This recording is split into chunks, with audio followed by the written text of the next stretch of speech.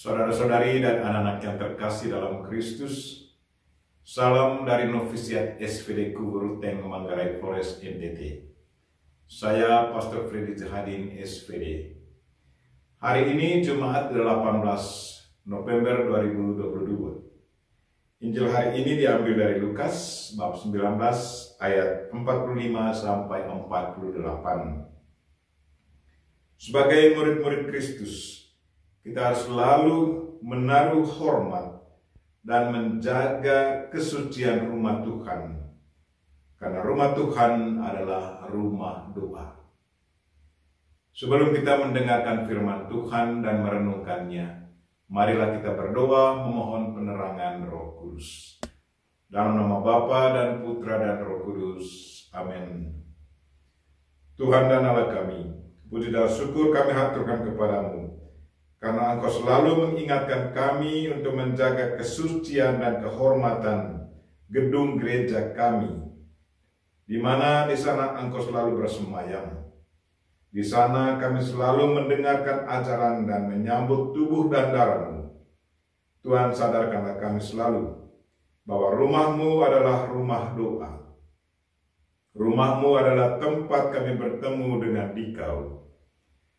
Tuhan, utuslah Roh Kudus-Mu, terangilah pikiran dan hati kami, agar sabda-Mu yang akan kami dengar dapat kami pahami dengan baik, dan isi pesan-Mu dapat kami hayati dan amalkan dalam hidup harian kami. Doa ini kami sampaikan dengan perantaran Kristus Tuhan kami. Amin. Tuhan bersamamu dan bersama roh-Mu. Inilah Injil Yesus Kristus menurut Lukas. Dimuliakanlah Tuhan. Pada waktu itu Yesus tiba di Yerusalem dan masuk ke bait Allah. Maka mulailah ia mengusir semua pedagang di situ. Ia berkata, "Ada tertulis, rumahku adalah rumah doa. Tetapi kalian telah menjadikannya sarang penyamun." Tiap-tiap hari Yesus mengajar di bait Allah. Para imam kepala dan ahli Taurat serta orang-orang terkemuka bangsa Israel berusaha membinasakan Yesus. Tetapi mereka tidak tahu bagaimana harus melakukannya, sebab seluruh rakyat terpikat kepadanya dan ingin mendengarkan Dia. Demikianlah sabda Tuhan. Terpujilah Kristus. Saudara-saudari dan anak-anak yang terkasih dalam Kristus, tema renungan kita hari ini ialah rumahku adalah rumah doa. Lewat Injil hari ini, kita mendengar bahwa Yesus sendiri tampil di Yerusalem dan masuk ke bait Allah. Ia mengusir semua pedagang di situ.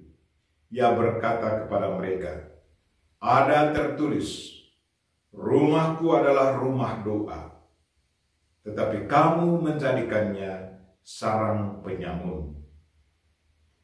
Apa yang dibuat oleh Yesus Kristus adalah satu ungkapan iman dan rasa hormat terhadap bait suci. Dan katanya saja, rumah Tuhan, itu berarti Tuhan adalah pemiliknya. Dia bersemayam di dalamnya. Di dalam rumah Tuhan ini, orang yang percaya kepadanya selalu mendengarkan pengajarannya dan menerima nasihat dan pemberiannya secara khusus, tubuh dan darahnya sebagai makanan rohani. Di dalam rumah Tuhan, di dalam gedung gereja, kita selalu menerima tubuh dan darah Kristus di saat kita mengikuti misa. Saudara-saudari dan anak-anak yang terkasih dalam Kristus, Tuhan adalah pencipta kita. Tuhan adalah penebus kita. Tuhan adalah pembimbing kita. Tujuan hidup kita di dunia ini adalah memuji dan memuliakan Tuhan. Arah tujuan ziarah kita di dunia ini adalah menuju persatuan dengan Tuhan dalam kerajaan surga kelak. Gedung gereja atau rumah Tuhan adalah satu tempat resmi yang sudah diakui oleh semua umat Allah untuk memuji dan memuliakan Tuhan. Oleh karena itu, sebagai umat Allah, kita sudah seharusnya selalu menghormati dan berlaku sopan di saat kita masuk ke dalam rumah Tuhan. Selalu diharapkan supaya di saat kita berada di dalam rumah Tuhan, kita merenungkan kebaikan Tuhan dan menanggapi kebaikannya dengan memuji dan memuliakan Dia. Kalau kita melakukan kesalahan dan dosa, maka di saat kita berada dalam rumah Tuhan, kita memohon ampun daripadanya. Di saat kita berada dalam rumah Tuhan, kita kembali memohon perlindungan dan berkat Tuhan untuk kehidupan kita selanjutnya. Rumah Tuhan bukan tempat di mana kita bercakap-cakap dengan teman yang duduk di samping kiri kanan kita. Bukanlah tempat kita bermain HP. Bukanlah tempat kita tidur. Bukanlah tempat kita mengamat-amati orang lain. Bukanlah tempat kita memamerkan keindahan pakaian atau kekayaan kita. Bukanlah tempat kita mencuri barang orang. Rumahku adalah rumah doa.